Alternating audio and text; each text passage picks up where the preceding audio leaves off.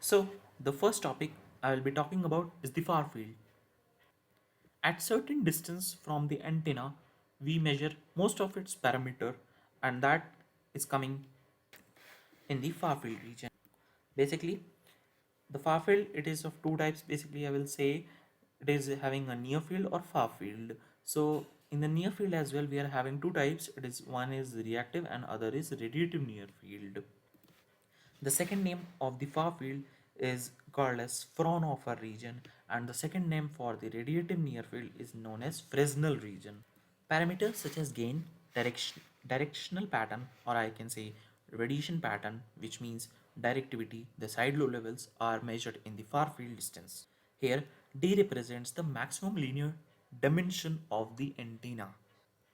Please note that whatever I'm saying in the middle of the lectures, it may be mentioned in the slides or not. So please be careful while listening and please note the points, whatever you feel is important.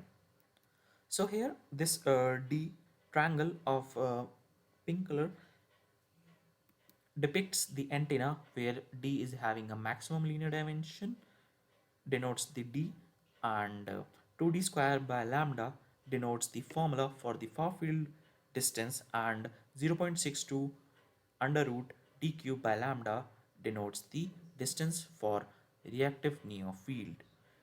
Lambda is nothing but the wavelength at that frequency which antenna is operating off. Here, please note that reactive near field is not having the exact formula is equal to 0.62 under root d cube, but it is having r is less than 0.62 under root d cube by lambda. Similarly, for far field, r represents the r is less than 2d square by lambda. Please note that in all the equations, the sign of equal is not using, only less than sign will be used. And in between these two regions, radiative near field will be there. In the reactive near field, both the fields, that is E and H field, are out of phase, which means they are they are out of 90-degree phase. For fields to be radiated, both E and H fields should be orthogonal. That means should be in phase. Though they are perpendicular to each other, but for radiative fields, they must be orthogonal and in phase. Sometimes, due to the exceptional cases of dimension of antenna, this radiative near field may or may not be exist. It may be possible that far field is just after that the reactive near field. In the case of radiative near field, both the fields are not dominating and they are about to emerge. In both the two regions, first to reactive and near field and radiative near field, the radiation pattern of the antenna will significantly will be changed, and the field will decay by 1 by r cube or 1 by r square in this region.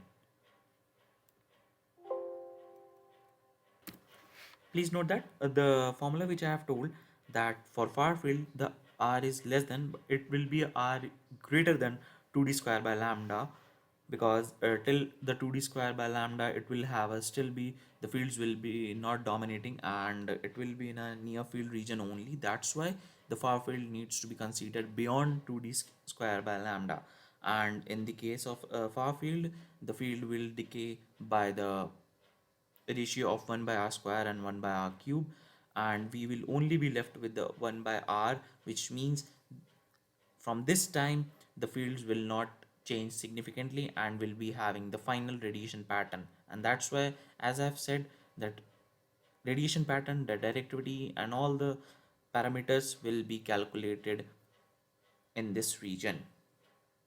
There are many other application in which we'll be calculating the parameters in the near field, such as the RCS is there, radar cross section is there, and lightning effect is there. There are many other such application in which we'll be calculating such parameters in this region. So the next we'll be talking about the radiation pattern. Radiation pattern is nothing but the coverage of the emitted waves by the antenna. Basically, in a one word, I will say the antenna coverage. The radiation pattern basically depicts the strength or the field strength emitted by the antenna. For our convenience, we will plot this in a three-dimensional polar plot or a three-dimensional graph. The radiation pattern basically describes how well the antenna is radiating in the forward direction in comparative to the backward direction. That's why we will be discussing about the front to back ratio, in which it will detect how much the radiation has been in the front direction in comparative to the back direction. The radiation pattern is measured in the volt per meter versus the angle in degrees. That's why the antenna coverage is set to be plus minus 45 degree or plus minus 30 degree. It will be like that. Whenever you will saw some of the commercial data sheets, it will be showing the coverage as plus minus 45 degree or for 30 degree and so on. The radiation pattern basically depicts, as I've said, that it will depict a field strength of the antenna, and also it will be having majority of the parameters like directivity. The more will be the radiation pattern, will more will be the coverage, more will be the directivity, which means, so we'll be talking about the directivity as well, so that you will get a more idea. And also radiation pattern is are of three types here. Isotropic is there, omnidirectional and directional. I would like to add that isotropic in the practical scenario it won't exist, because isotropic means all the antenna which transmit the waves equally in all directions, and in all plane, that is E and H planes. There are two planes. We'll say that E and H plane. H plane is the vertical plane and E plane will be the horizontal, which is denoted by theta, and H will be denoted by the phi. So omnidirectional, which means the antenna which is having a coverage in a only one plane, either in H plane or in E plane. And similarly, in a case of directional, it will have only in a certain specified direction as well, and it will have a very high gain, such as array antenna, horn antenna. These are having a directional pattern, and horn antenna not may not be a specific directional pattern, but they are also having a high gain. And directional means it is having directivity in a specific directional only. So let's see the radiation pattern. So basically, as I've said, the isotropic won't be exist in a practical scenario, but we are taking the reference of isotropic antenna only in order to measure the practical antenna performance. You might be wondering that why we are considering a antenna which won't exist in a practical life, and that too we are taking it as a reference for practical end. So I will be adding the answer of it as well. Just stay connected with this lecture, so will you get an answer of your question. So as a pattern you see in your screen, isotropic is having a equal transmit of waves in all the directional. In a 3D it will have a shape of sphere, and that's why in a practical scenario it is not possible to have a radiation just like isotropic, which antenna which is having radiation efficiency of 100%. So it is not possible, we all know. And the second case, we are having omnidirectional. So omnidirectional is that direction pattern in which the antenna is radiating majority of its wave in one plane only, that is E plane or either in H plane. So E plane will be like in a circular way, in a horizontal plane, I will say, and H plane will be in a vertical plane. So if you will rotate it, it will form a sphere, just like in case of isotropic. So in order for your convenience, I am using these words of horizontal and vertical, so you will get an imagination of it. of the pattern. So omnidirectional I've covered.